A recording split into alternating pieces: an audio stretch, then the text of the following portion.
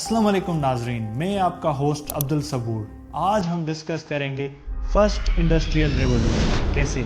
तसव्वुर करें, इंग्लैंड सन 1750, चारों तरफ खामोशी है, किसान हैं, खेत हैं और हाथ हैं जो काम करते हैं। कोई फैक्ट्री नहीं, कोई मशीन की आवाज़ नहीं, कोई धुआं नहीं। इंसान सदियों से ऐसे ही तो जीता आ रहा था। हाथ से बनता था, हाथ से उगता था और हाथ से ही बनाता था। फिर कुछ बदला। एक चिंगारी उठी जिसने पूरी दुनिया की तकदीर ही बदल दी, और इस चिंगारी को कहते हैं फर्स्ट इंडस्ट्रियल रिवॉल्यूशन। सवाल यह था, सबसे पहले ब्रिटेन ही क्यों? जवाब उसी की जमीन में छुपा हुआ था।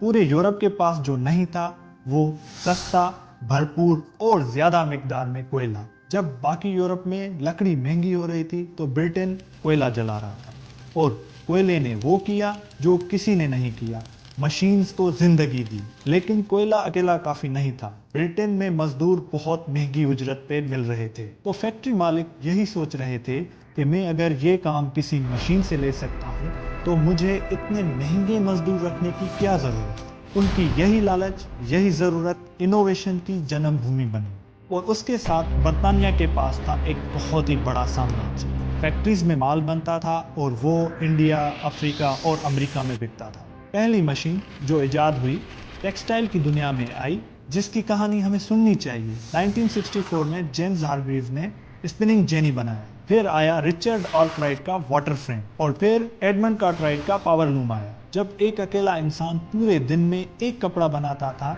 तो यही मशीन कुछ घंटों में सैकड़ों कपड़े बनाती थी। अब आया इस कहानी का असल हीरो जिसने दुनिया बदल दी। 1712 में थॉमस न्यूमैन ने पहला स्टीम इंजन बनाया जो पानी पंपिंग के लिए यूज होता था, लेकिन वो स्लो था, काफी कोयला खाता था और सिर्फ माइंस में यूज होता था।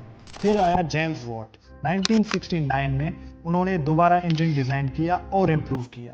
उसने स्टीम को सही तरीके से यूज किया और उसको 4 गुना ज्यादा एफिशिएंट किया। और जब ये स्टीम की देरनुमा मशीन फैक्ट्रीज में आई तो textile mill, coal mines, iron foundries सब इसके हाथ में आ गई। और ये बर्तानिया की फैक्ट्रीज में रोज जलने वाली आग, एक stable government, strong legal system और इन्वेस्टर के लिए मौके, इन सब ने मिलकर बर्तानिया को फर्स्ट इंडस्ट्रियल पावर हाउस बनाया। दुनिया को नई डायरेक्शन दे रही थी, लोगों की जिंदगियां बदलने लगी। सन 1850 तक बर्तानिया की 20% आबादी शहरों में रहने लगी। सन 1850 तक वो आबादी 20% से 50% तक पहुंच गई।